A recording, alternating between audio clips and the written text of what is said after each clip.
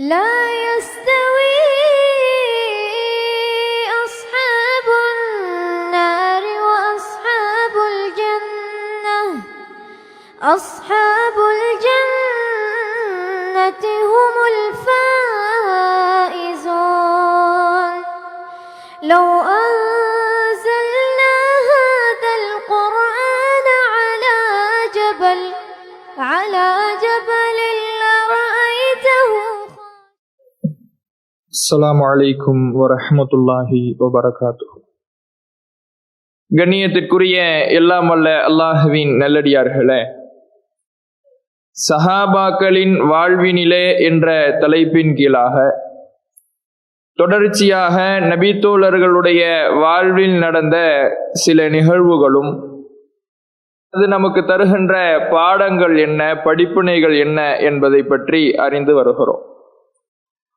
அந்த வகையில் நேற்றைய தினம் இஸ்லாத்திற்குள் நபித்தோழர்கள் எப்படி நுழைந்தார்கள், அவர்களிடத்தில் இஸ்லாம் எத்தகைய மாற்றங்களை ஏற்படுத்தியது, இஸ்லாத்தின் மூலமாக தங்களுடைய வாழ்க்கையை மாற்றி அமைத்து கொண்டவர்கள் அதை பிறருக்கு எத்தி வைக்க வேண்டும், எடுத்து சொல்ல வேண்டும் என்பதிலே எவ்வளவு அரும்பாடுபட்டார்கள் என்பன போன்ற தகவல்களையும், குர்ஆன் இறையச்சத்தின் ஊற்றுக்கண்ணாக இருக்கிறது, குர்ஆன் தான் எல்லா மனிதனுக்கும் மாற்றத்தை தரக்கூடிய வேதமாக இருக்கிறது, இறையச்சத்தை ஏற்படுத்தக்கூடிய வேதமாக இருக்கிறது என்பதை பற்றிய தகவலையும் நேற்றைய தினம் பார்த்தோம்.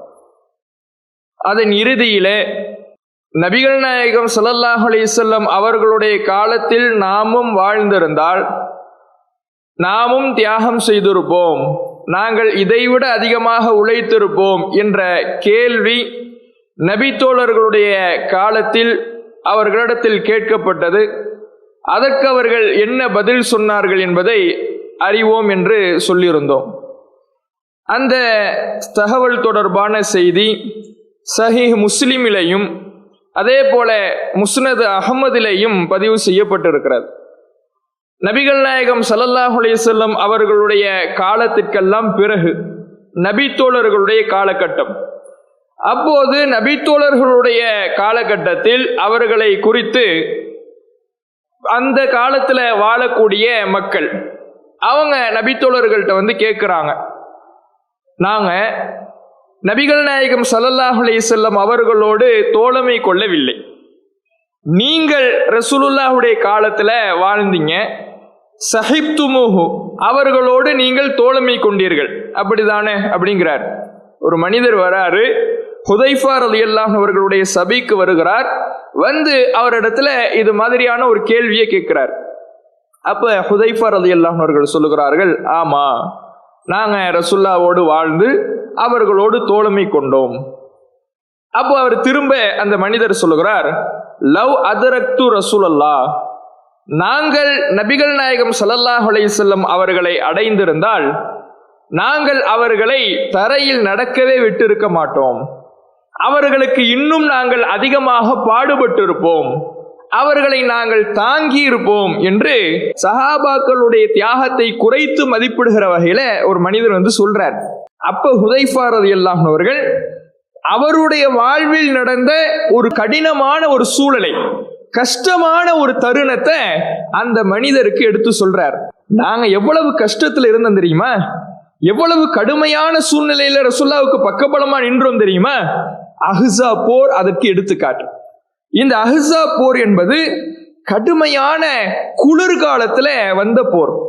குளிர்னா சாதாரண குளிர் அல்ல, அந்த குளிரில் அடிக்கக்கூடிய காற்றில் பாத்திரங்கள் கூட வைக்க முடியாது, உடைந்து விடும். கடுமையான குளிர். அந்த குளிர்காற்று மக்களை சித்திரவதை செய்யக்கூடிய அளவுக்கான குளிர்காற்றில் இருக்கக்கூடிய ஒரு நாளில் அஹ்ஸாப் போர் வந்தது. அந்த அஹ்ஸாப் போர் சமயத்துல நாங்கள் நபிகள் நாயகம் ஸல்லல்லாஹு அலைஹி வஸல்லம் அவர்களோடு இருக்கிறோம். அப்ப ரசூலுல்லாஹ் கேட்கிறாங்க, எதிரி கூட்டத்தினுடைய செய்தியை உளவறிந்து எங்களுக்கு தகவல் சொல்பவர் யார்? ரசூலுல்லாஹ் அறிவிப்பு செய்யறாங்க. சஹாபாக்கள் அமைதியா இருக்கிறாங்க. அமைதியாக அனைவரும் யாரை அல்லாஹ்வுடைய தூதரவர்கள் தேர்ந்தெடுப்பார்கள் என்ற எதிர்பார்ப்பிலே இருக்கிறார்கள். திரும்ப ரசூலுல்லாஹ் கேட்கிறாங்க, கடைசியில் நபிகள் நாயகம் ஸல்லல்லாஹு அலைஹி வஸல்லம் அவர்கள், யா ஹுதைஃபா, ஹுதைஃபாவே கும், நீ எழுந்திரி, நீ போ, எதிரி கூட்டத்தில் ஊடுருவு, அவர்களுடைய அணியில் நீ போய் கலந்து விடு, எதிரிகளுக்கு சந்தேகம் வருகின்ற வகையில் நடந்து கொள்ளாதே, அவர்களுடைய கூட்டத்தில் ஊடுருவு, இந்த குளிரில் நீ பயணிச்சு போ, அவர்கள் என்ன மனநிலையில் இருக்கிறார்கள், அவர்களுடைய பலம் என்ன, அவர்களுடைய பலவீனம் என்ன என்று அந்த படையினுடைய செய்தியை உளவறிந்து எடுத்துக்கொண்டு வா, என்னிடம் மட்டும்தான் சொல்ல வேண்டும், திரும்பி வருகிறவரை அந்த செய்தி குறித்து நீ யாரிடமும் பேசக்கூடாது என்று நபிகள் நாயகம் ஸல்லல்லாஹு அலைஹி வஸல்லம் அவர்கள் சொல்லி, இப்படி நீ செய்தியை கொண்டு வந்தீன்னா மறுமை நாளில் நீ என்னோடு இருக்கலாம், சொர்க்கத்துல மறுமையில என்னோடு நீ இருக்கலாம், இந்த கூலியையும் சொல்லி அனுப்புறாங்க. இந்த கூலி சொல்லப்பட்டா குளிர் தெரியுமா சஹாபாக்களுக்கு? அந்த குளிரை பொருட்படுத்துவார்களா? உளவறிய போறது சாதாரண விஷயம் அல்ல. எதிரி கூட்டத்துல எதிரி படையில உளவறிய போறாங்கன்னா உயிரை பணைய வச்சு போறாங்கன்னு அர்த்தம். ஏன்? எதிரிகள் தன்னுடைய கூட்டத்தில் அந்த எதிரணியை சார்ந்த ஒரு நபர் ஊடுருவி விட்டார் என்று தெரிந்தால் சாதாரணமா விட மாட்டாங்க. தனியா ஒரு ஆள் சிக்கின உடனே சித்திரவதை செய்வார்கள். இன்றைக்கும் அதே நிலைமைதான். சமீபத்தில் இந்த ரஷ்யா உக்ரைன் போர் நடந்த சமயத்தில் கூட நாம சமூக ஊடகங்கள் வாயிலாக, செய்தி ஊடகங்கள் வாயிலாக ஒரு செய்தியை பார்த்திருக்கலாம். இரு நாட்டுக்கு போர் நடக்குது. ஒரு நாட்டினுடைய படை வீரர் இன்னொரு நாட்டு வீரர்களிடத்துல மாட்டிக்கிறார். ஆள் ஆஜானுபாகுவாக இருக்கிறார். அந்த படை வீரர், அந்த ராணுவ வீரர், அவர் இயல்புல அவருடைய தோற்றத்தை பார்த்தா ஆஜானுபாகுவா இருக்கிறார். நல்ல உயரம், நல்ல பாடி, நல்ல வெயிட். ஆனா எதிரியிடத்துல மாட்டின உடனே சித்திரவதை செஞ்சு அவர் அப்படியே உருக்கி ஆள் அப்படியே மெலிஞ்சு காணப்படுறார். அப்ப எவ்வளவு சித்திரவதைக்கு உள்ளாக்குவாங்க? ஏன்? தனியா ஒரு ஆள் மாட்டிக்கிட்டா தங்களுடைய ஒட்டுமொத்த கோபத்தையும் எங்களை ஏமாற்றி எங்களுடைய கண்களில் மண்ணை தூவி எங்களுடைய கூட்டத்தில் நீ ஊடுருவியா, அந்த கோபத்தின் வெளிப்பாடாக அவரை போய் நட்டிய புடைச்சிடுவாங்க. இதுதான் இன்னைக்கு அன்னைக்கு. அப்ப அன்றைய காலகட்டத்தில் அந்த குளிரையும் பொருட்படுத்தாம அவர் போறாரு, எதிரிகளுடைய செய்தியை உளவறிய போறாரு. இந்த கஷ்டத்தை எல்லாம் உயிரை பணைய வைத்து போறாருன்னா எதுக்காக போனாரு? நபிகள் நாயகம் ஸல்லல்லாஹு அலைஹி வஸல்லம் அவர்கள் சொன்ன ஒரு வாக்குறுதி, நீ மறுமையில் என்னோடு சுவனத்தில் இருப்பாய். இப்படி நாங்கள்லாம் கஷ்டப்பட்டோம் என்று ஹுதைஃபா ரலியல்லாஹு அன்ஹு அவர்கள் நபி தோழர்களுடைய தியாகத்தை குறைத்து மதிப்பிட்ட அந்த மனிதருக்கு பதில் சொல்றாங்க. அப்ப இதுல ஹுதைஃபா ரலியல்லாஹு அன்ஹு அவர்கள் சொல்ல வரக்கூடிய கருத்து என்ன? நீங்கள் ரசூலுல்லாஹ்வுடைய காலத்துல வாழாம, ரசூலுல்லாஹ்வுடைய முகத்தை பார்க்காம, நாங்க ரசூலுல்லாஹ்வுடைய காலத்துல இருந்தா இதை விட அதிகமா செஞ்சிருப்போம், இதை விட கூடுதலா தியாகம் செஞ்சிருப்போம், இதை விட அதிகமாக பாடுபட்டு இருப்போம் என்று உங்களுக்கு வாய்ப்பு வராத வர என்னன்னாலும் நீங்க பேசலாம். நீங்க அந்த நேரத்துல அந்த சூழலை பார்க்காத வரை என்னன்னாலும் பேசலாம். எல்லாரும் பேசுவாங்க.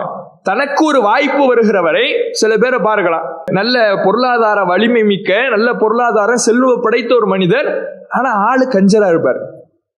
காசை கையிலிருந்து இறக்கவே மாட்டார், மக்களுக்கு வாரி வழங்க மாட்டார், கொடுக்க மாட்டார். அவரை பார்த்துட்டு இன்னொரு ஆள் பேசும், எனக்கு மட்டும் கஞ்ச பயலா இருக்கலாம், எனக்கு மட்டும் அல்லாஹ் செல்வத்தை கொடுத்துருந்தா எப்படி செலவு செய்வோம் தெரியுமா அப்படின்னு நாம பேசுவோம். ஆனா அந்த செல்வம் நம்ம கைக்கு வந்த உடனே அவரை மாதிரிதான் நம்மளும் மாறும். அப்ப எந்த ஒரு சூழலும் நம்முடைய வாழ்க்கையில் வருகின்ற வரை நாம என்ன செய்வோம் அப்படிங்கறதெல்லாம் அந்த சூழல் தான் தீர்மானிக்கும். அப்ப என்னன்னாலும் பேசலாம், சூழல் வராத வரை என்னன்னாலும் பேசலாம். அப்படிதான் அன்றைய காலத்துல நபித்தோழர்களுடைய காலத்துல பேசுறாங்க. ஆனா நாங்க பேச்சில் காட்டவில்லை, சொல்லில் வீரர்களாக இல்லை. நபிகள் நாயகம் அவர்களோடு நாங்கள் தோழமை கொண்டிருந்த பொழுது அவர்களுக்காக நாங்கள் பாடுபட்டோம். குளிரை பொருட்படுத்தல. காரணம், நாங்கள் மறுமையை உறுதியாக ஆழமாக நம்பியிருந்தோம். எங்களுக்கு சுவனத்தில் ஒரு இடம் இருக்கிறது என்று நபிகள் நாயகம் ஸல்லல்லாஹு அலைஹி வஸல்லம் அவர்கள் வாக்களித்து விட்டால் அதற்காக எப்படியாவது அந்த சுவனத்தை நோக்கி பயணிக்கக்கூடியவர்களாக இருந்தோம். இதுதான் அந்த ஹுதைஃபா ரலியல்லாஹு அன்ஹு அவர்கள் சொல்லக்கூடிய கருத்து. ஒரு மனிதனுடைய உள்ளம், இத்தனை சம்பவங்களை பார்க்கிறோம், நபித்தோழர்களுடைய வாழ்க்கையை படிக்கிறோம். அந்த வாழ்க்கையில் எல்லாம் எப்படி இவர்கள் இப்படி நடந்தார்கள், எப்படி இவ்வளவு தியாகத்துக்கு சொந்தக்காரர்களாக இருந்தார்கள், செல்வத்தை எல்லாம் அள்ளி கொடுத்தார்கள், உயிரை இழந்தார்கள், ரத்தத்தை சிந்தினார்கள், வெட்டப்பட்டார்கள், குத்தப்பட்டார்கள், புறக்கணிக்கப்பட்டார்கள், விரட்டப்பட்டார்கள். இத்தனை தியாகங்களையும் இவர்களால் எப்படி செய்ய முடிந்தது? எப்படி அவர்களுடைய மனம் தாங்கிக் கொண்டது? அவர்களுடைய மனம் தங்களுடைய உயிரை இழப்பதற்கு, இறைவனுடைய பாதையில் கொடுப்பதற்கு எப்படி அவர்களுடைய மனம் அவர்களுக்கு ஒத்துக்கொண்டது? காரணம் முன்னே ஒண்ணுதான், மறுமை தொடர்பான நம்பிக்கை அவர்களுடைய உள்ளத்திலே, ஆழ்மனதிலே ஆழமாக பதிந்திருந்தது. உலக மோகம் இல்லாமல் இருந்தது. இந்த உலகம் என்பது மார்க்க என்ன பார்வையில் சொல்லி காட்டு. நபிகள் நாயகம் ஸல்லல்லாஹு அலைஹி வஸல்லம் அவர்கள் சொன்னார்கள், க மஸலி ராக்கிப், இந்த உலகத்துக்கும் எனக்கு என்னப்பா தொடர்பு? மாலி வலி துன்யா, எனக்கு இந்த உலகத்துக்கும் என்ன தொடர்பு? கமசலி ராக்கிப், நான் ஒரு பயணியை போன்றவன். அந்த பயணி என்ன செய்கிறான்? சாரஃபி யௌமின் சாயிஃப், நல்ல உஷ்ணமான, நல்ல வெயில் அடிக்கக்கூடிய, உச்சந்தலையிலே சூரியனுடைய வெப்பம் இறங்கக்கூடிய, நடு உச்சியில சூரியன் இருக்கும் பொழுது வெப்பமான அந்த நேரத்தில், பகல் நேரத்தில் ஒரு பயணி பயணம் செய்கிறான். அப்படி அந்த உஷ்ணத்தை தவிர்த்துக் கொள்வதற்காக ஒரு மரத்துக்கு கீழே நிழலை அனுபவிக்கிறான். சும்மசார தரக்கஹா, பிறகு அந்த நிழலை விட்டு எழுந்து புறப்பட்டு சென்று விடுகிறானே, அந்த பயணி எப்படி அந்த நிழலை அனுபவித்தானோ அந்த அளவுக்கு தான் இந்த உலக வாழ்க்கை. ஒரு பயணியை போலத்தான் இந்த உலகத்தினுடைய வாழ்க்கை ஒரு மனிதனுக்கு இருக்கிறது. ஒரு பயணி இந்த உலகத்தில் வாழுகிற பொழுது அவன் ஒரு மரத்தினுடைய நிழலை எப்படி அனுபவிக்கிறானோ, உஷ்ண மிகுந்த வெயிலிலிருந்து தன்னை தற்காத்துக் கொள்வதற்காக சிறிது நேரம் ஓய்வுக்காக ஒரு மரத்தில் ஒதுங்குகிறானே, அதுதான் உலக வாழ்க்கை. அதை தாண்டி வேறு எதுவும் கிடையாது. அந்த மரத்திலே நிரந்தரமா படுத்து தூங்கலாம் நினைப்போமா யாராவது? எங்க பயணம் செய்ய முடிவு செஞ்சுட்டோமோ அந்த இலக்கை அடையத்தான் நினைப்போம். நடந்து போறோம், பயணம் செய்ய நினைக்கிறோம், நல்ல வெயில் அடிக்குது, நிழலுக்கு ஒதுங்குறோம், நிழல்லே நின்றுடுவோம், காலத்துக்கும் வருஷம் முழுக்க நிழல்ல இருந்துடுவோம். யாராவது நினைப்போமா? கொஞ்ச நேரம் ஒதுங்குவோம், ரிலாக்ஸ் ஆன உடனே எங்க போகணுமோ அங்க போயிடுவோம். இதுதான் இந்த உலக வாழ்க்கை. இந்த உலகம் என்பது மறுமைக்கான பயண கூடம், ஒரு வாகனம், அவ்வளவுதான். இந்த உலகம் என்பது ஒரு வாகனம். மறுமைக்காக நம்ம பயணிச்சுக்கிட்டு இருக்கிறோம். இந்த வாகனத்திலே புறப்பட்டு சென்று கொண்டிருக்கிறோம். இந்த வாகனத்தில் நாம் பயணிக்கும் பொழுது ஒரு பயணிக்கு என்ன தேவையோ அதைத்தான் இந்த உலகத்திலே ஏற்படுத்திக் கொள்ள வேண்டுமே தவிர, இந்த உலகத்தின் இன்பத்திலே மோகத்திலே திளைத்து விட்டால் மறுமை தொடர்பான சிந்தனை மங்க ஆரம்பிக்கும். அந்த மறுமை சிந்தனையை மங்க விடாமல் உலக மோகம் தவிர்த்து அந்த சஹாபாக்கள் தங்களுடைய உலக வாழ்க்கையை நபிகள் நாயகம் வழிகாட்டிய அடிப்படையில் அமைத்துக் கொண்டு மறுமையினுடைய நம்பிக்கையை ஆழ் மனதில் பதிய வச்சதுனாலதான் அவர்களால் இவ்வளவு தியாகத்தையும் செய்ய முடிஞ்சது. நபிகள் நாயகம் ஸல்லல்லாஹு அலைஹி வஸல்லம் அவர்கள் இன்னொரு இடத்துல சொல்றாங்க, இந்த உலகத்துல எப்படி வாழணும்ங்கிறத கற்றுத்தராங்க. குன் ஃபித் துன்யா கஅன்னக கரீப் அவ் ஆபிர ஸபீல், இந்த உலகத்துல நீ வாழும் பொழுது ஒரு அந்நியனை போல வாழ், அல்லது பாதையை கடந்து போறவன மாதிரி வாழ். ஒரு வெளியூர் வாசி, நாம இங்க இருந்து வெளிநாட்டுக்கு போறாங்க. வெளிநாட்டுக்கு போகக்கூடியவர்கள் பல அரபு தேசங்களிலே போய் வாழ்றாங்க. வாழக்கூடியவர்கள் அங்கே தன்னுடைய சொந்த ஊர்ல இருந்த மாதிரி வாழ்வாங்களா? வாழ முடியுமா? அங்க எப்படி வாழ்றியா? அதுதான் இந்த உலக வாழ்க்கை. அந்நியன். இந்த உலக வாழ்க்கை உனக்கு சொந்தமானதல்ல. மறுமையை நீ நம்பி இருக்கிறாய் என்றால் மறுமைதான் நிலையானது, நிரந்தரமானது. அதை நோக்கி பயணிக்கின்ற ஒரு பயணியை போலத்தான் இந்த உலகத்தில் வாழ வேண்டும் என்று நபிகள் நாயகம் ஸல்லல்லாஹு அலைஹி வஸல்லம் அவர்கள் கற்றுத்தருகிறார்கள். இந்த நம்பிக்கை நம்ம மனசுல ஆழமா பதியணும். உலகத்தை பற்றிய இந்த பார்வை ஆழமாக பதியணும். இந்த உலகம் என்பது எனக்கு நிரந்தரம் அல்ல என்ற சிந்தனை நம்முடைய உள்ளத்தில் மேலோங்க வேண்டும். மறுமை தான் நிரந்தரம். அந்த மறுமைக்காக என்னுடைய உழைப்பு என்றென்றும் இருக்கும். இந்த உலகத்தின் மோகம் என்னுடைய மறுமை சிந்தனையை மறைத்து விடாது. இந்த சிந்தனை எண்ணம் நம்முடைய உள்ளத்தில் இருக்கணும். உள்ளத்தை பொறுத்தவரையில மனோதத்துவத்துல 2 விதமா பிடிப்பாங்க. நம்முடைய மனதை, சிந்தனையை 2 விதமா பிடிப்பாங்க. கான்சியஸ் மைண்ட், சப்கான்சியஸ் மைண்ட் அப்படிம்பாங்க. அதாவது மேல் மனது, ஆழ்மனது. தமிழ்ல சொல்றதா இருந்தா மேல் மனது, ஆழ்மனது. இந்த ஆழ்மனது இருக்குல்ல, அதுதான் நம்முடைய வாழ்க்கையில் மாற்றத்தை உண்டாக்கும். மேல் மனதெல்லாம் சும்மா எண்ண ஓட்டம் மாதிரி. இப்ப பசிச்சா சாப்பிடுறோம், பசிச்சா சாப்பிடுறது, பசிச்சா சாப்பிடணுங்கிறது நம்முடைய ஆழ் மனசுல பதிஞ்ச விஷயம். பசிக்குது, உடனே சாப்பாடு வேணும்னு மூளை சொல்லுது, போய் சாப்பிட்றோம். ஆனா என்ன சாப்பிட்றோங்கிற ஞாபகம் இருக்குல்ல, அது மேல் மனதோட தான் இருக்கும். அது ஆழ் மனசுல போய் பதியாது. அதனாலதான் நேத்து என்ன சாப்பிட்டீங்க, நேத்து நோன்பு திறந்துட்டு என்ன சாப்பிட்டீங்க மறந்துடுவோம். முந்தா நாள் என்ன சாப்பிட்டோம் மறந்துடுவோம். மேல்மனது எண்ணங்கள் என்பது கடந்து போகக்கூடியதாகத்தான் இருக்கும். ஆழ்மனதிலே பதிகின்ற விஷயம்தான் நம்முடைய வாழ்க்கையோடு பயணிக்கும். நம்மையும் அறியாமல் எதை ஆழ்மனதிலே பதிய வைத்து விடுகிறோமோ அதை நோக்கி நம்முடைய மனம் அழைத்து செல்லும். அப்போ நம்முடைய மறுமை தொடர்பான சிந்தனை மேல்மனது எண்ண ஓட்டங்களாக இருக்கக்கூடாது, ஆழ்மனதின் ஆழமான நம்பிக்கையாக மாற வேண்டும். நபித்தோழர்களுக்கு அப்படிதான் இருந்துச்சு. ஒன்றும் இல்லை, நம்ம ரசூலுல்லாஹ் நமக்கு நிறைய சோனத்து இன்பங்களை நமக்கு சொல்லித்தராங்க, கூலிகளை சொல்லித்தராங்க. ஒரு நாளைக்கு 12 ரக்காத்து தொழுதா உங்களுக்கு சுவனத்தில் ஒரு வீடு கட்டி தரப்படும். இது ரசூலுல்லாஹ் சொல்லி தந்த கூலி தானே. இந்த கூலி இது மறுமையில அல்லாஹ் சொர்க்கத்துல தரான், இது தெரியுது. ஆனா இது ஆழ்மனது நம்பிக்கையாக மாறுகிற பொழுதுதான் இதை நோக்கி நம்முடைய செயல்பாடு தொடரும். இந்த உலக ரீதியாக இதே கூலி சொல்லப்பட்டுச்சுன்னு வைங்களேன். ஒரு பேச்சுக்கு ஒரு இஸ்லாமிய ஆட்சி இருக்குது. அந்த இஸ்லாமிய ஆட்சியில அந்த ஆட்சியாளர் அறிவிப்பு செய்யறார், நாங்க இந்த பள்ளிவாசல்ல டெய்லி வாட்ச் பண்ணுவோம், டெய்லி கண்காணிப்போம், யாரெல்லாம் தொழு வரீங்க அட்டண்டன்ஸ் எடுப்போம், யாரெல்லாம் சுன்னத் தொழுறீங்க அட்டண்டன்ஸ் எடுப்போம். இப்படி ஒரு வருஷத்துக்கு 12 ரக்காத்து சுன்னத்து டெய்லி விடாம அதிகப்படியாக யார் தொழுது இருக்கிறீங்கன்னு பார்த்து வருஷ கடைசியில அவங்களுக்கு மெயின் ஏரியால ஒரு வீடை கட்டி சாவிய பரிசா கொடுத்துருவோம். இப்படி அறிவிக்கிறாங்க. கண்ணு முன்னாடி கூலிய தராங்க. ஒரு வீட்டை கட்டி நீங்க டெய்லி 12 ரக்காத் தொழுவுங்க, உங்களுக்கு அந்த பரிசை நாங்க வீட்டை கட்டி சாவியை உங்க கையில கொடுத்துருவோம். சும்மா இருப்போமா? இந்த வீடு கட்டுறதுக்காக தானே நான் ஓடி ஓடி உழைக்கிறேன். சொந்தமா ஒரு வீடு வாங்கணுங்கிறதுக்காக தானே குடும்பத்தை பிரிஞ்சு ஊரை பிரிஞ்சு என் பிள்ளைய பிரிஞ்சு வெளிநாட்டுல போய் கிடக்கிறேன், வெளியூர்ல கிடக்கிறேன். நான் உழைக்கிறேன், கஷ்டப்படுறேன், வேர்வை சிந்துறேன், ரத்தம் சிந்துறேன், ஈஸியா வீடு வருதே அப்படின்னு நினைச்சு எல்லாரும் அதுல போய் விரைவோம். ஏன்? அந்த கூலி கண்கூடாக தெரிகிற பொழுது அது நம்முடைய மனதில் ஒரு மாற்றத்தை, ஒரு உந்துதலை ஏற்படுத்துகிறது. அது மாதிரி நம்ம மனசுல ஆழமாக மறுமை தொடர்பான கூலிகளையும் மறுமை தொடர்பான இன்பங்களையும் பதிய வச்சிட்டோம்னா தன்னால் அந்த மனம் நம்மை நன்மையான செயல்பாடுகளை நோக்கி, மறுமை தொடர்பான செயல்பாடுகளை நோக்கி உந்தி தள்ளும். சஹாபாக்கள் அப்படிதான் நம்பினாங்க. அல்லாஹுடைய தூதரவர்கள் சொன்ன கூலிகளையும் நன்மைகளையும் சுவனத்து இன்பங்களையும் கண்கூடாக பார்ப்பதை போல இந்த உலகத்தில் ஒரு இன்பம் கிடைத்தால் அதற்கு நாம் எப்படி போட்டி போடுகிறோமோ அதை விட அதிகமாக சுவனத்து இன்பம் என்பது நிரந்தரமான இன்பம், நிலையான இன்பம், அதற்கு நாம் போட்டி போட வேண்டும் என்று கடுமையாக போட்டி போட்டார்கள். அதனாலதான் அவங்க மறுமைக்காக பாடுபட்டாங்க. உயிரை இழக்க தயாராக ஆனாங்க, பொருளாதாரத்தை கொட்டி கொடுக்க தயாராக ஆனாங்க, ரத்தத்தை சிந்த தயாராக ஆனாங்க.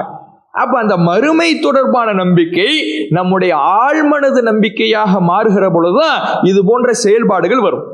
நபிகள் நாயகம் ஸல்லல்லாஹு அலைஹி வஸல்லம் காலத்தில் அந்த சஹாபாக்கள் இடத்துல எப்படியெல்லாம் இந்த மறுமை தொடர்பான நம்பிக்கை எந்த அளவுக்கு அவர்களை பாடுபட வைத்தது. அவர்கள் கஷ்டத்தை எல்லாம் அதனால் எப்படியெல்லாம் பொருட்படுத்தாமல் இருந்தார்கள்.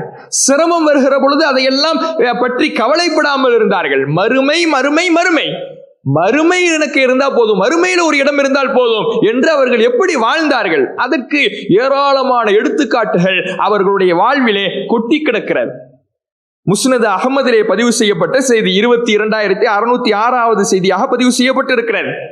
அம்ரு இப்னுல் ஜுமூஹ் என்கின்ற ஒரு நபித்தோழர், அம்ரு இப்னுல் ஜுமூஹ். இந்த அம்ரு இப்னுல் ஜுமூஹ் என்கின்ற நபித்தோழரை பத்தி பார்த்தோம்னா அவர் கொஞ்சம் கால் ஊனமானவர். கால் ஊனம்னா ரொம்ப பெரிய, அவரால் நடக்க முடியாத அளவு ஊனம் கிடையாது. இந்த ஒரு கால் சிறியதாக சில பேர் இருக்கணும், பார்த்துருப்போம்ல. சில பேருக்கு பார்த்தோம்னா ஒரு கால் மட்டும் சின்னதா இருக்கும். அதனால அவர்கள் நடக்கும் பொழுது தாங்கி தாங்கி நடப்பாங்க, ஒரு பக்கம் சரிந்து சரிந்து நடப்பாங்க. இது மாதிரியான ஒரு ஊனம் உள்ளவராக, குறைபாடு உள்ளவராக இந்த அம்ரு இப்னுல் ஜுமூஹ் ரலியல்லாஹு அன்ஹு அவர்கள் இருக்கிறார். இவர் யார்? ஆக்சுவலா இவர் யார் அப்படின்னு பார்த்தோம்னா நாம எல்லாரும் கேள்விப்பட்டிருப்போம். பத்ரு போர்க்களத்துல 2 இளைஞர்கள் அபூஜஹலை தேடி சென்றார்கள். அவர்கள் 2 பேரும் முஆத் அப்படின்னு கேள்விப்பட்டிருப்போம். அவர்கள் தான் அபூஜஹலை கொன்றார்கள் அப்படின்னு நாம பார்த்திருப்போம். அந்த இளைஞர் ஒரு முஆத் இப்னு அம்ரு, அவருடைய தகப்பனார் தான் இந்த அம்ரு இப்னுல் ஜுமூஹ்.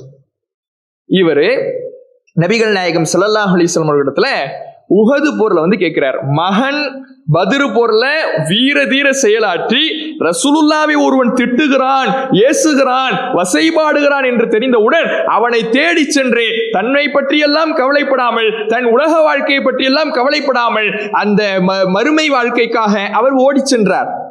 தகப்பனார் உஹது போர்ல ரசூலுல்லாஹ்ட்ட வந்து கேட்கிறார், யா ரசூலல்லாஹ், அல்லாஹ்வுடைய தூதரவர்களே, அரஐத இன்னி காத்தல்து ஃபீ சபீலில்லாஹ் ஹத்தா உக்தல, நான் இந்த போரிலே போரிட்டு இறுதியில் கொல்லப்பட்டு விட்டால் அம்ஷி பி ரிஜிலி ஹாதிஹி ஸஹீஹத்தன் ஃபில் ஜன்னா, சொர்க்கத்துல என் கால் இப்ப ஊனமா இருக்குதே, இதெல்லாம் சரியாகி நல்ல காலோடு நல்ல நிலைமையோடு சொர்க்கத்துல நான் நடப்பேனா கேட்கிறார். எப்படி கேட்கிறாரு பாருங்க.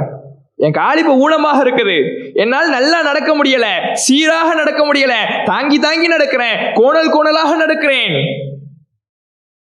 நான் ஒருவேளை கொல்லப்பட்டுட்டேன்னு வைங்களேன், போரிட்டுட்டேன், கடுமையான முறையில போர் விடுகிறேன், எதிரிகளால் கொல்லப்பட்டு விடுகிறேன், அப்ப நான் சொர்க்கத்துக்கு போவேனா? அப்ப சொர்க்கத்துக்கு போயிட்டேன்னா என் கால் சரியாயிடுமா? அங்க வந்து நான் என் கால் ஆரோக்கியமாக நல்ல காலாக ஆகிவிடுமா கேட்கிறார். நபிகள் நாயகம் ஸல்லல்லாஹு அலைஹி வஸல்லம் அவர்கள் சொல்லுகிறார்கள், நஅம், ஆமா, நீ நல்ல நிலைமையில வந்துருவ, உன் கால் சீராகிவிடும், சொர்க்கத்திலே அந்த காலெல்லாம் குறைகள் எதுவும் இல்லாமல் நீ நல்ல முறையில் ஆரோக்கியமானவனாக இருப்பாய். சொன்ன உடனே கடுமையான முறையில போரிடுகிறார். அந்த போர்ல யாரெல்லாம் கொல்லப்படுறாங்கன்னு பாருங்க. இவர் கொல்லப்படுறார், இந்த அம்ரு இப்னுல் ஜமூஹ் ரலியல்லாஹு அன்ஹு அவர்கள் கொல்லப்படுகிறார். இவருடைய சகோதரருடைய மகன் கொல்லப்படுறார்.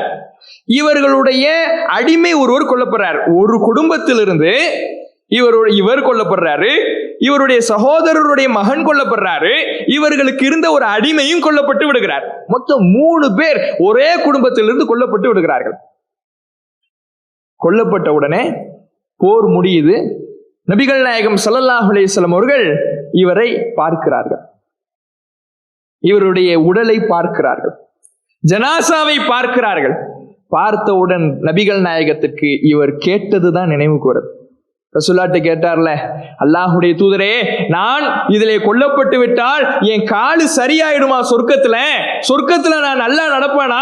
தாங்கி தாங்கி நடக்க மாட்டேன்ல என்று கேட்டாரே, சுவனத்தை விரும்பினாரே, அந்த கேள்விதான் ரசூலுல்லாஹ்வுக்கு நினைவுக்கு வந்து அவரை பார்த்து ரசூலா அந்த அவருடைய உடலை பார்த்து சொல்றாங்க, கன்னி அன்துரு இலைக்க தம்ஷி பிரிஜ்லிக ஹாதிஹி ஸஹீஹத்தன் ஃபில் ஜன்னா, இதோ இவரை பார்க்கிறேன் நான் இப்போது, எப்படி எனக்கு என் பார்வை எப்படி தெரியுமா இருக்குது? சொர்க்கத்தில் இவர் நல்ல முறையில் நல்ல காலோடு ஊனமில்லாமல் குறையில்லாமல் நடப்பது போல இவருடைய உடலை நான் பார்க்கிறேன்.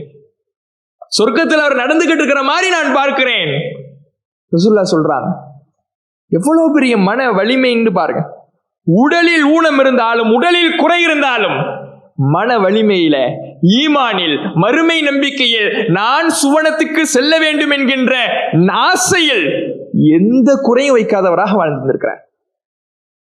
சொர்க்கத்துக்கு போகணுங்கிறது நாம எல்லாரும் ஆசைப்படுறோம்ல. சொர்க்கத்துக்கு போகணுங்கிற ஆசை அவருக்கு இருக்கிற மாதிரியே நமக்கும் இருக்குது. அவருக்கு இருந்துச்சு சொர்க்கத்துக்கு போகணுங்கிற ஆசை. ஆனால் அவருக்கு இருக்கிற ஆசைக்கும் நமக்கு இருக்கிற ஆசைக்கும் என்ன வித்தியாசம்னா, அவருக்கு இருந்த ஆசை ஆழ்மனது ஆசையாக அவரை அந்த சுவனத்துக்கு எந்த காரியங்கள் அழைத்து செல்லும் என்று நபிகள் நாயகம் சொன்னார்களோ அதை நோக்கி ஈடுபடக்கூடியவராக அவரை மாற்றியது. நம்முடைய ஆசை மேல்மனது எண்ணங்களாக, கடந்து போகிற எண்ணங்களாக, கலைகின்ற மேகங்களாக நம்முடைய வாழ்க்கையில் கலைந்து போய்விடுகிறது. எல்லாருக்கும் ஆசை இருக்குது. ஒரு முஸ்லீம் பேர்ல அப்துல்லாவா இருக்கிறாரு, பேர்ல முகமதா இருக்கிறாரு, பள்ளிவாசலுக்கு பக்கம் மலைக்கு கூட ஒதுங்கினது கிடையாது. அவர் வாழ்க்கையை பார்த்தோம்னா எல்லாம் ஹராம், சிகரெட்ல இருந்து தண்ணியில இருந்து எல்லாம். அவர்கிட்ட போய் கேளுங்க, பேர்ல அப்துல்லா, அவ்வளவுதான். பள்ளிவாசல் பக்கம் எட்டி கூட பார்த்தது கிடையாது. அவர்கிட்ட போய் நீ சொர்க்கத்துக்கு போக வேணும்னு நினைக்கிறியா, நரகத்துக்கு போகணும்னு நினைக்கிறியா கேளுங்க. பைத்தியமா எனக்கு நரகத்துக்கு போவேன், என்னை பார்த்து எனக்கு உனக்கு எப்படி தெரியுது? என்னை பார்த்தா கிறுக்கா தெரியுதா? பைத்தியமா எனக்கு? யாராவது நரகத்தை விரும்புவானா? யாராவது நரகத்துக்கு போகணும்னு நினைப்பானா? சொர்க்கத்துக்கு போகணும்னு தான் நினைக்கிறேன். வாழ்க்கையில இல்லைனாலும் எல்லாருடைய எண்ணமும் என்னவாதான் இருக்கு? சொர்க்கம் தான் இருக்கு.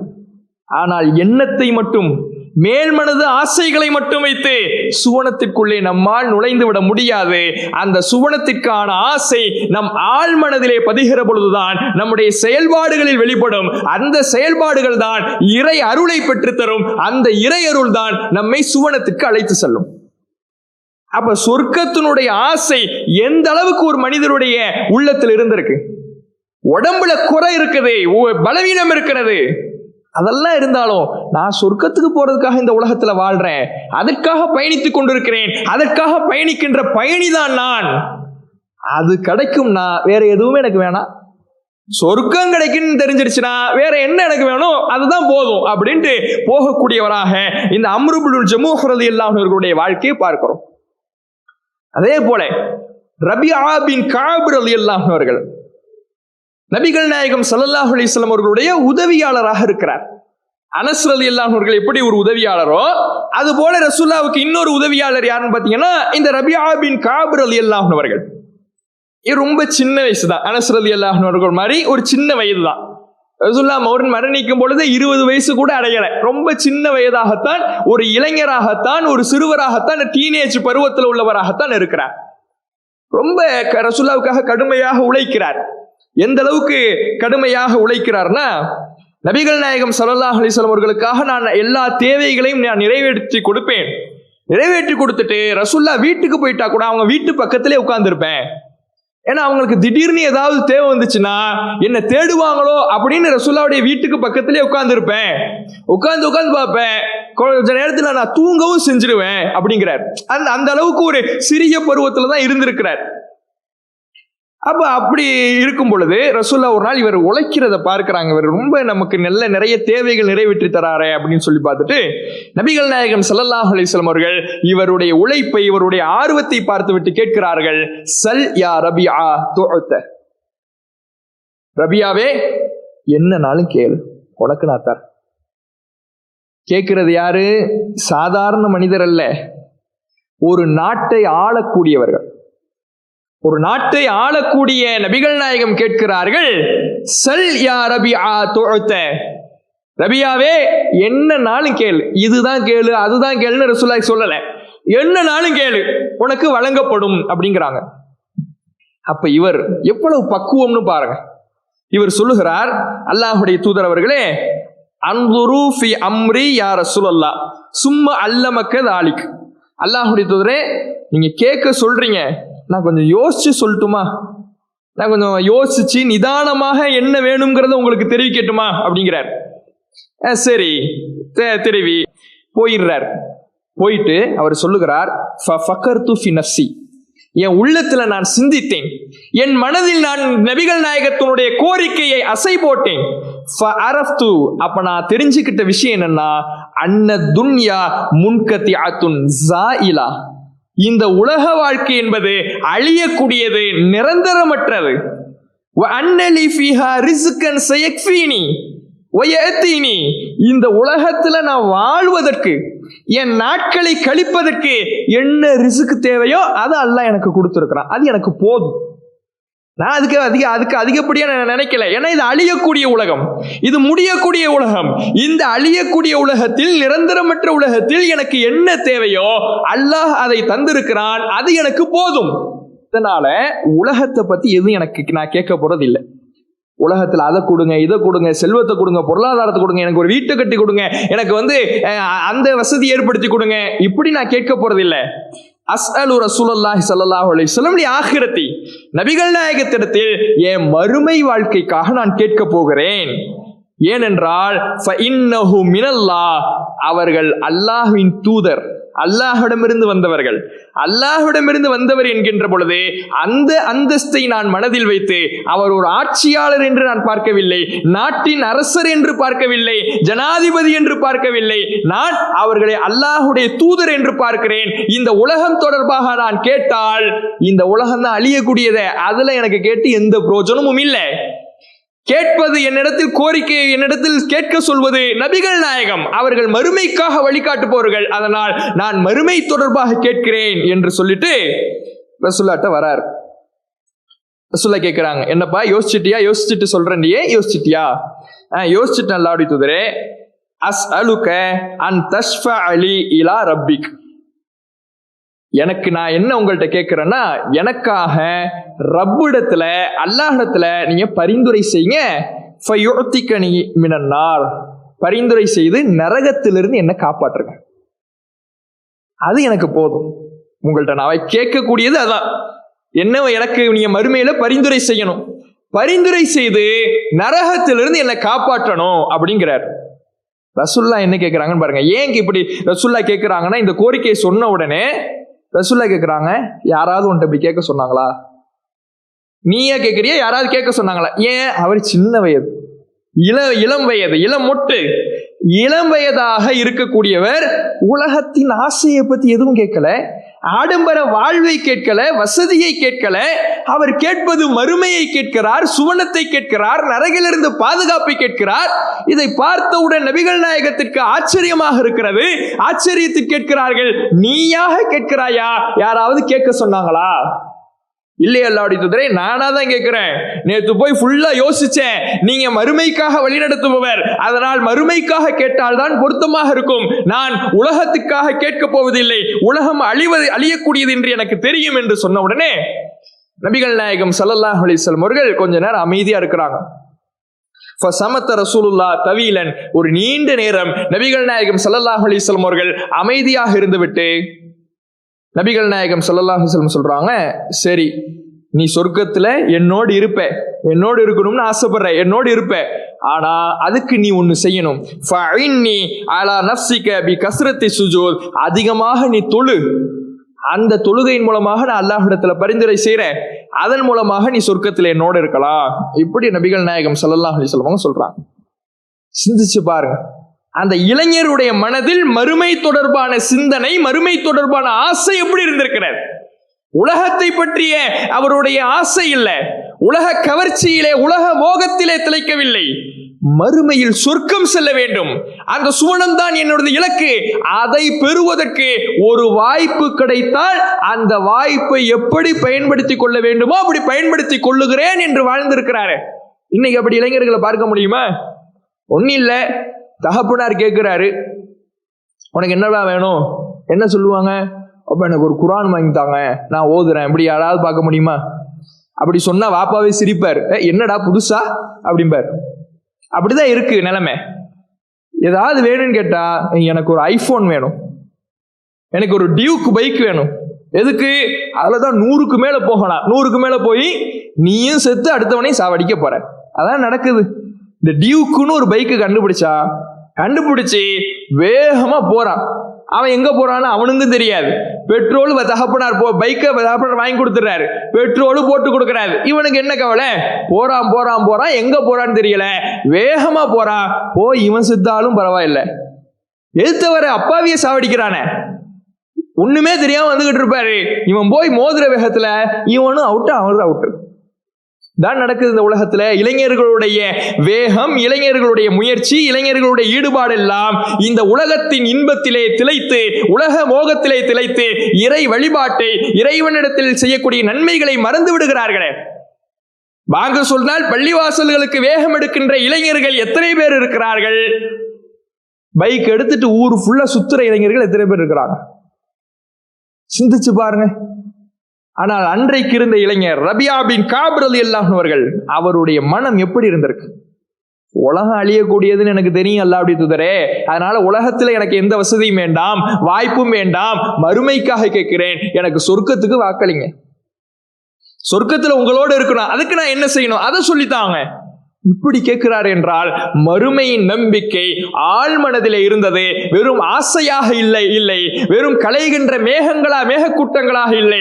அவருடைய உள்ளத்தில் உறுதியாக, ஆழமாக, ஆழ விருட்சமாக அந்த நம்பிக்கை வேரூன்றி இருந்ததினால்தான் இப்படி அந்த சுவனத்தை நோக்கி தன்னுடைய செயல்பாடு அவர் அமைக்க முடிந்தது. இவர் மட்டுமல்ல, இன்னும் நிறைய நபித்தோழர்களை நாம பார்க்கலாம். ஒரு இளைஞரை பார்த்துட்டோமா, இன்னொரு முதியவர், முஸ்னத் அபி யாலா அப்படிங்கிற ஹதீஸ் கிரந்தத்துல 3413வது செய்தியாக பதிவு செய்யப்பட்டிருக்கு. இந்த முதியவர் எல்லாருக்கும் பிரபலமான ஒரு முதியவர், அபூ தல்ஹா ரலியல்லாஹு அவர்கள். ரசூலுல்லாஹ்வுடைய காலத்துல ஒரு இளைஞர். ஆனால் ரசூலுல்லாஹ்வுடைய காலத்துக்கு பிறகு அபூபக்கர் ரலியல்லாஹுடைய ஆட்சி, உமர் ரலியல்லாஹுடைய ஆட்சி எல்லாம் முடிந்த பிறகு நடக்கக்கூடிய ஒரு நிகழ்வு. இவர் எவ்வளவு பெரிய வீரர் நமக்கு தெரியும். உஹது போர்ல நபிகள் நாயகம் ஸல்லல்லாஹு அலைஹி வஸல்லம் அவர்களை அரணாக கேடயமாக நின்று காத்து கொண்டிருந்தார்.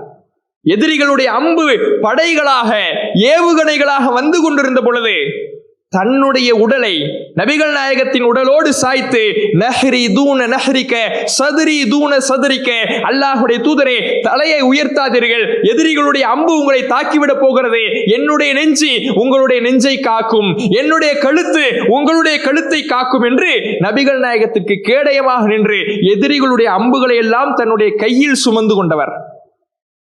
அவ்வளவு சிறந்த வீரர், அவ்வளவு சிறந்த ஈடுபாடு கொண்டவர், மார்க்கத்துக்காக பாடுபட்ட அபூ தல்ஹா ரலியல்லாஹு அவர்கள் எவ்வளவு பாடுபட்டிருப்பார், எவ்வளவு நன்மை அடைஞ்சிருப்பார்.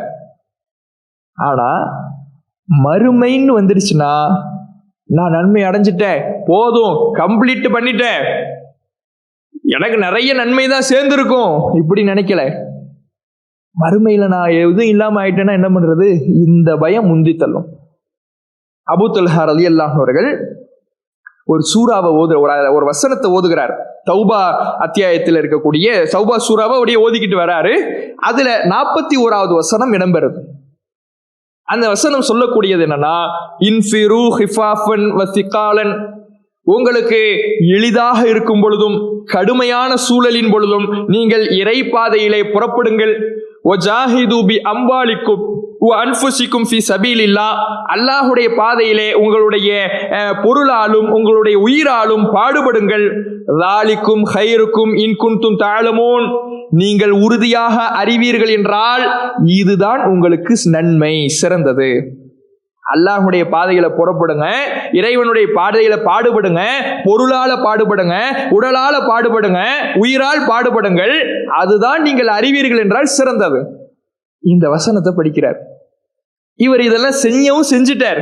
இவர் செய்யாதவரா? புதுசா இவர் செஞ்சிட்டார். ரசூலுல்லாஹ்வுடைய காலத்துல பைருஹாங்கிற அற்புதமான தோட்டத்தை நபிகள் நாயகத்திடத்தில் வந்து கொடுத்து, அல்லாஹ்வுடைய தூதரே, இந்த பொருளாதாரத்தை நான் அல்லாஹ்வுடைய பாதையிலே செலவழிப்பதன் மூலமாக அதன் நன்மையை அடைய விரும்புகிறேன். பொருளால் பாடுபடுகிறார்.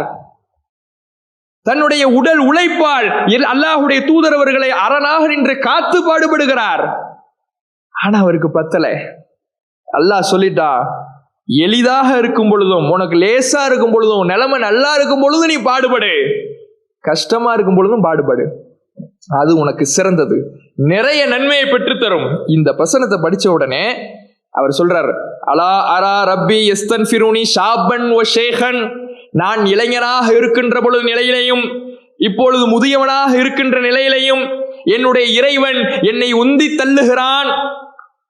எனவே ஜஹிசூனி, என் அருமை மகன்களே, நான் போருக்கு போகணும், எனக்காக ஏற்பாடு பண்ணுங்கிறார். முதியவராயிட்டார், மகன்கள் இருக்கிறார்கள், அந்த மகன்களுக்கு கட்டளை இடுகிறார், ஜஹிசூனி, நான் அல்லாஹ்வுடைய பாதையில பாடுபடணும், எனக்கு தயார் செய்யுங்க. அந்த நேரத்தில் ஒரு போர் வருகிறது. கடல் மார்க்கத்தை, கடல் பயணத்தை தாண்டி அந்த போருக்கு போகணும். அந்த போருக்கு எனக்கு ஏற்பாடு பண்ணுங்கப்பா, நான் போகணும், நான் நன்மையை அடையணும். யாரு? அவ்வளவு உச்சபட்ச தியாகங்களை செய்தவர். பத்தல. மறுமையினுடைய நம்பிக்கை ஆழமாக உள்ளத்தில் இருக்கிற பொழுது இப்படிதான். நாம ஒரு 5 வேளை தொழுதுட்டு நாம பண்ற பாடு இருக்குமே, நான் தொழுகையாளி, இதுக்கு மேல நான் என்ன நன்மை செய்யணும்? ஒரு வருஷம் நோன்பு பிடிச்சிட்டு நாம பண்ற வேலையெல்லாம் இருக்கணுமே. நோன்பு பிடிச்சிட்டா ஏதோ அல்லாஹ் நமக்கு வந்து சொர்க்கத்தை நாடிட்டாங்கிற மாதிரி போய் பேசுறது என்ன, புறம் பேசுறது என்ன, நோன்புல ஒழுங்கா இருக்கிறாங்களா? சில பேரை பார்க்கிறோம், வேதனையாக இருக்கிறது. ஃபஜருக்கு பாங்கு சொல்றதுக்கு முன்னாடி வேகமா பைக் எடுத்துக்கிட்டு போறான். எல்லாம் இளைஞர்கள். எங்கடா போறான்னு பார்த்தா ஒரு டீ கடைக்கு போய் சிகரெட்டு. ஏன் வேகமா ஏன் வந்தானா? பாங்கு சொல்லிடுவாங்களாம். செய்யறது அறாம். இது எதுக்கு நீ வேகமா வர, என்ன பிரயோஜனம்? பாங்கு சொல்றதுக்கு முன்னாடி ஒரு சிகரெட் குடிச்சிடணுமா? நோம்பு திறந்துட்டு வேகமா போறான். என்னன்னு பார்த்தா, இந்த பாங்கு சொல்லிட்டாங்களா, நோம்பு முடிஞ்சிடுச்சுல, அடுத்து ஒரு தம்மு, 2 தம்மு இல்லைன்னா எல்லாம் இருக்க முடியாது. இப்படி இருக்குது. ஆனா இவருடைய நிலையம் பாருங்க. ஒரு நோம்பு பிடிச்சிட்டு சிகரெட் என்ன, பொய் என்ன, புறம் என்ன, வியாபாரத்துல பொய் என்ன, நாம ஒரு நன்மை செஞ்சுட்டா அதுதான் நம்ம கடைசி வரையும் நினைச்சிடறோம். அப்படியான ஒரு மனப்பாங்கு நமக்கு வந்துடுது. ஒரு தர்மத்தை செஞ்சுட்டா நிறைய நன்மையை சேர்த்துட்டோங்கிற மாதிரி நினைக்கிறோம். ஆனா அவ்வளவு பெரிய தியாகி, அவ்வளவு பெரிய தியாக செம்மல். கடைசி காலத்துல அவர் தன்னுடைய மகனுக்கு சொல்றாரு, நான் செஞ்சது பத்தாது, அல்லாஹ்விடத்துல இன்னும் அடைய வேண்டும், இன்னும் குழியை பெற வேண்டும், இன்னும் நன்மை அடைய வேண்டும், எனக்கான தயாரிப்புகளை ஏற்படுத்துங்கள். மகன்கள் சொல்றத பாருங்க. கஸவ்த மஅ ரசூலில்லாஹ் ஹத்தா மாத். ரசூல்லா மௌத்தாகிற வர அவங்களோட நீங்க போர் செஞ்சீங்க, சரி. வகஸவ்த மஅ அபூபக்கர் ஹத்தா மாத். அபூபக்கர் ரலியல்லாஹு அவர்கள் மௌத்தாகிற வர அவரோடையும் நீங்க போர் செஞ்சிட்டீங்க. வகஸவ்த மஅ உமர் ரலியல்லாஹு அவர்களோடையும் போர் செஞ்சிட்டீங்க. ரசூலுல்லாஹ்வோடையும் போர் செஞ்சாச்சு, அபூபக்கர் ரலியல்லாஹு அவர்களோடையும் போர் செஞ்சீங்க, உமர் ரலியல்லாஹு அவர்களோடையும் போர் செஞ்சீங்க. இனிமே நாங்க பாத்துக்கிறோமே, இனிமே நாங்க பாத்துக்கிறோமே, நாங்க பாடுபடுறோமே, நீங்க விசாம இருங்களேன், கொஞ்சம் வீட்டுல இருங்களேன், வயசாயிடுச்சு, கொஞ்சம் பொறுமையாக இருங்களேன், அல்லாஹ் உங்களுக்கு கூலியை கொடுப்பான். இப்படி அவருடைய மகன்கள் சொல்றாங்க. விடலவர் எனக்கு ஏற்பாடு பண்ணுங்கப்பா, என்னால இருக்க முடியாது அப்படிங்கிறார். அவங்க ஏற்பாடு பண்ணி கொடுக்கறாங்க. போறார். கடல் பயணத்துல அந்த கடல் பயணம் தாங்க முடியாம அவர் என்ன பண்ணிடுறாருன்னா வஃபாத் ஆகிடுறார். வஃபாத் ஆகி அவங்க அந்த பயணம் நீண்ட நேரம் பயணம். இவர் மௌத்தாகியும் ஒரு வார காலம் இவர் அடக்கம் பண்ண முடியல. ஏன்னா கரையே இல்லைங்கிறதுனால ஒரு வாரத்துக்கு பிறகுதான் கரையே பார்க்கிறாங்க. அதனால ஒரு வாரம் கழிச்சுதான் இவர் அடக்கமே பண்ண முடிகிறது என்று அந்த செய்தியிலே முஸ்னத் அபி அலாவிலே பதிவு செய்யப்பட்டு இருக்கிறது. சிந்திச்சு பாருங்க. முதுமை நமக்கெல்லாம் வயசாயிடுச்சு, நாம செய்ய வேண்டியதெல்லாம் ஆரம்ப காலம் நம்ம தௌஹீத்வாதி, நம்ம செய்ய வேண்டிய பணியெல்லாம் செஞ்சு முடிச்சிட்டோம், இனிமே அடுத்து வரக்கூடியவங்க பார்த்துங்க, இப்படி ஒதுங்கலை. நான் பாடுபட்டேன், நபிகள் நாயகத்தோடு பாடுபட்டேன், அபூபக்கர் ரலியல்லாஹு அவர்களோடு பாடுபட்டேன், உமர் ரலியல்லாஹு அவர்களோடு பாடுபட்டேன். என்னுடைய பாடுபடுதல் முடிந்து விட போவதில்லை. நான் சுவனத்திற்காக பாடுபடுகிறேன் என்கின்ற பொழுது என்னுடைய சுவனத்திற்கு என் இறுதி நிலை தான் அழைத்து செல்லும். என் இறுதி நிலையிலையும் முதிய வயதிலையும் நான் அல்லாஹுடைய பாதையிலே பாடுபட்டு கொண்டே இருப்பேன், என்னுடைய முயற்சி இருந்து கொண்டே இருக்கும் என்று அந்த அம்ர் இப்னுல் ஜமூஹ் ரலியல்லாஹு அவர்கள் தன்னுடைய வாழ்க்கையை அமைத்துக் கொண்டார் என்ற தகவலை பார்க்கிறோம். இவ்வளவு பெரிய சிந்தனைன்னு பாருங்க. மறுமை நம்பிக்கை, இதுதான் மறுமையினுடைய ஆழமான நம்பிக்கை. எல்லா நிலையிலையும் அந்த மறுமையினுடைய நம்பிக்கை என்பது, அந்த மறுமைக்காக பாடுபடுவது என்பது இருந்துகிட்டே இருக்கணும். அல்லாஹ்வுடைய வழிபாடுகள்ல ஈடுபடலாம்ல.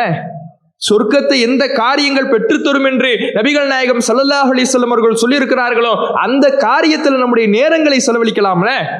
உலகத்துக்கு எவ்வளவு நேரங்களை செலவழிக்கிறோம், உலக காரியங்களுக்கு, உலக விஷயங்களுக்கு எவ்வளவு நேரம் செலவழிக்கிறோம். ஒரு ட்ரெஸ் எடுக்கிறது, ஒரு ஜவுளி கடை உள்ள புகுந்துட்டா எவ்வளவு நேரத்தை செலவழிக்கிறோம். அதிலும் குறிப்பாக பெண்கள், ஜவுளி கடைக்கு பெண்கள் போயிட்டாங்கன்னா வெளியில கூட்டு வர முடியுமா? அந்த கடையில வேலை பார்க்கிறவன் நொந்து போயிடுவான். அவ்வளவு முயற்சி, அவ்வளவு நேரத்தை செலவழிக்கிறோம்ல. மறுமைக்காக நம்முடைய நேரத்தை செலவழிக்கலாமே.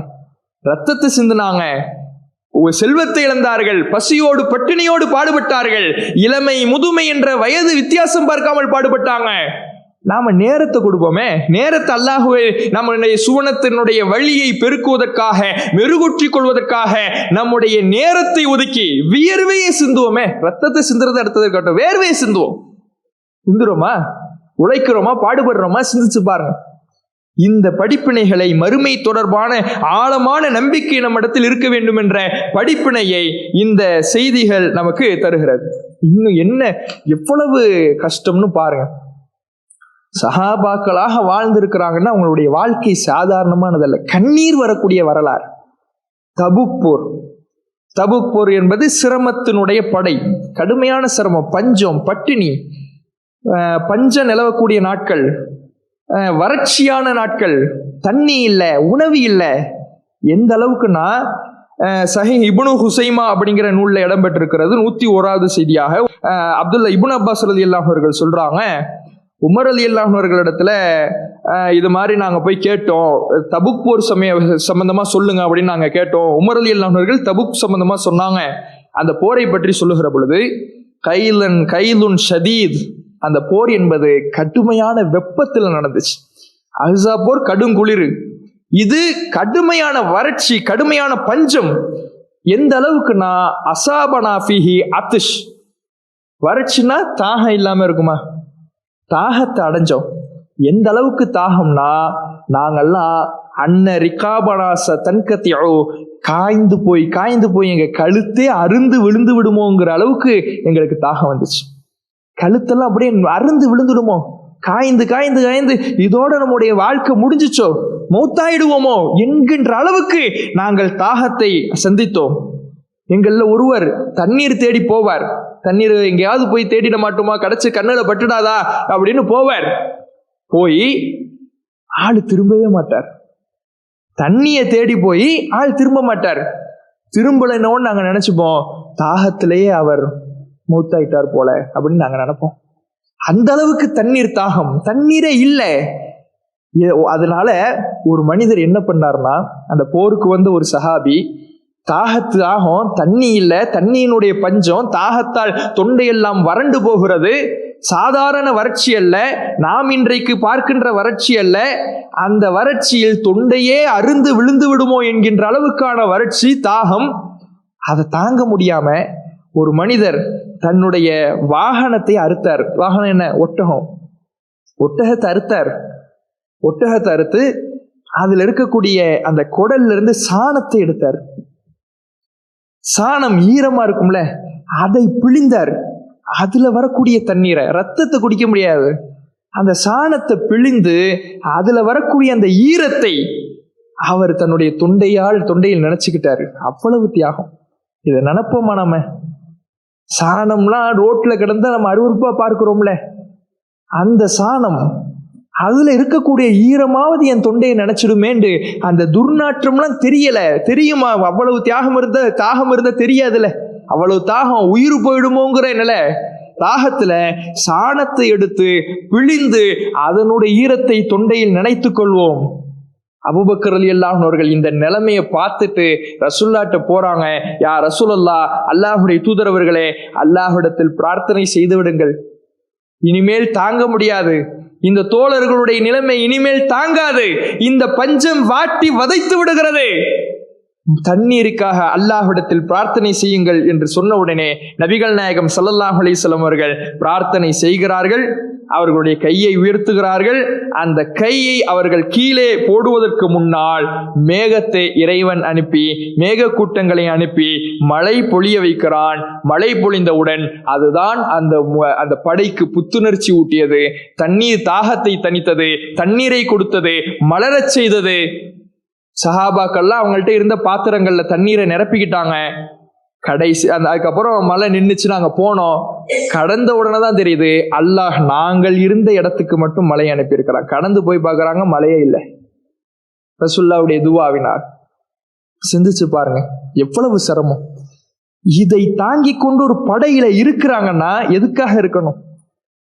பதவி கிடைக்கும், பட்டம் கிடைக்கும், பேரு கிடைக்கும், புகழ் கிடைக்கும், இதுக்காகவா? மறுமையில் சுவனம் கிடைக்கும், மறுமையில் சொர்க்கத்திற்கு நபிகள் நாயகம் நம்மை அழைத்து செல்வார்கள், சுவனத்தில் நமக்கென்று ஒரு இடம் கிடைக்கும் என்ற அந்த மறுமை என்கின்ற சிந்தனை தான் இவ்வளவு கஷ்டத்தையும் பொறுத்துக்க சிந்திச்சு பாருங்க. இன்னைக்கு இந்த நிலை எப்ப வரும்னா, உலகம்ங்கிறது ஒரு வாழ்க்கை இல்லை, உலகம்ங்கிறது நிரந்தரம் இல்லை. இங்கே நாம் பொருளாதாரத்தை திரட்டுவது தப்பு இல்லை. நீங்களும் எப்படி பசியில கடங்க, பட்டினியில கடங்கன்னு இல்லை. பொருளாதாரத்தை சம்பாதிக்கலாம், திரட்டலாம். ஆனால் அந்த பொருளாதாரம் மறுமையை மழுங்கடிக்க வைத்து விடக்கூடாது. நன்மைகளில் நாம் போட்டி போடுவதை விட, நன்மைகளை சம்பாதிப்பதில் ஆர்வம் காட்டுவதை விட உலகத்திற்கு போட்டி போடுவது அதிகமாகிவிடக்கூடாது. அதுதான் அல்லாஹ் நமக்கு சொல்லித் தருகிறார். லா துல்ஹிக்கும் அம்வாலுக்கும் வலா அவுலாதுக்கும் அன் திக்ரில்லாஹ். அல்லாஹ்வுடைய நினைப்பை விட்டு உங்கள் பொருள் செல்வம் உங்களை திசை திருப்பி விடக்கூடாது. உலகத்துல திரட்டுறதுக்கு நான் போட்டி போடுறேன், பாடுபடுறேன், உழைக்கிறேன். மறுமைக்கு அது மாதிரியான உழைப்பு இல்லாம, அது மாதிரியான முயற்சி இல்லாம, மறுமைனா கொஞ்சம், உலகம்னா அதிகம்னா நம்முடைய முக்கியத்துவம் உலகத்திற்கு என்று ஆகிவிடுகிறது. அந்த மோகம் வந்துடக்கூடாது, அந்த நிலை வந்துடக்கூடாது. நிறைய பேரை பார்க்கிறோம், ஒரு பொருளாதார கஷ்டம் என்று வந்த உடனே அப்படியே தூண்டு போயிடுறத பார்க்கிறோம். அல்லாஹின் மீது உழைக்கக்கூடிய நம்பிக்கை, தவக்குல் அதிகமாக இருக்கணும். தவக்குல் அதிகமாக இருக்கிற பொழுது, மறுமை தொடர்பான ஆழமான நம்பிக்கை இருக்கிற பொழுது, இந்த உலகத்தில் என்ன கஷ்டம் வந்தாலும் அது பெருசாவே தெரியாது. அது மனதை பாதிக்கவே செய்யாது. நம்முடைய நிம்மதி, நம்முடைய ராகத் எல்லாமே நம்முடைய மனக்கண்ணோட்டத்தில் தான் இருக்கிறது. அந்த மனக்கண்ணோட்டம் மறுமை தொடர்பான நம்பிக்கை ஆழமாக பதிந்து விடும் என்றால் நம்முடைய உலகமும் ராகத்தா இருக்கும், மறுமைக்கான பயணமும் நம்முடைய வாழ்க்கையில் அது பட்டுக்கு தன்னால் நடக்கும். அந்த ஆசை சும்மா மேல்மனது எண்ணமா இருந்துச்சுன்னு வைங்களேன், அது நம்மிடத்துல அலட்சியத்தை தான் உண்டாக்கும், உலக மோகம் தான் மிகைக்கும். உலக மோகத்தை தவிர்த்துட்டு மறுமையின் நம்பிக்கை ஆழ்மனதில் ஆழமாக பதிகிற பொழுதுதான் நம்முடைய செயல்பாடுகள் மறுமைக்காக இருக்கும், வழிபாடுகளில் இருக்கும், நன்மைகளை சேகரிப்பதில் இருக்கும். இப்படித்தான் நபித்தோழர்கள் இருந்தார்கள். அதனால்தான் அவர்கள் உயிரை இழப்பது, உயிரை கொடுப்பது அவங்களுக்கு பெருசா தெரியல, செல்வத்தை கொடுப்பது அவங்களுக்கு பெருசா தெரியல, அவங்க தங்களுடைய உடல் உறுப்புகளை இழப்பது பெருசா தெரியல. காரணம், மறுமை தொடர்பான ஆழமான நம்பிக்கை இருந்தது, உலக மோகம் தவிர்த்திருந்தார்கள். அதை நம்முடைய வாழ்க்கைக்கு பாடமாக, படிப்பினையாக எடுத்துக்கொண்டு நம்முடைய மறுமை நம்பிக்கையை ஆழமாக நாம் நம்பக்கூடியவர்களாக, அதன் கூலிகளை கண்கூடாக பார்ப்பதை போல நம்பிக்கை கொள்ளக்கூடியவர்களாக இருக்க வேண்டும் என்று சொல்லி எனது உரை நிறைவு செய்கின்றேன்.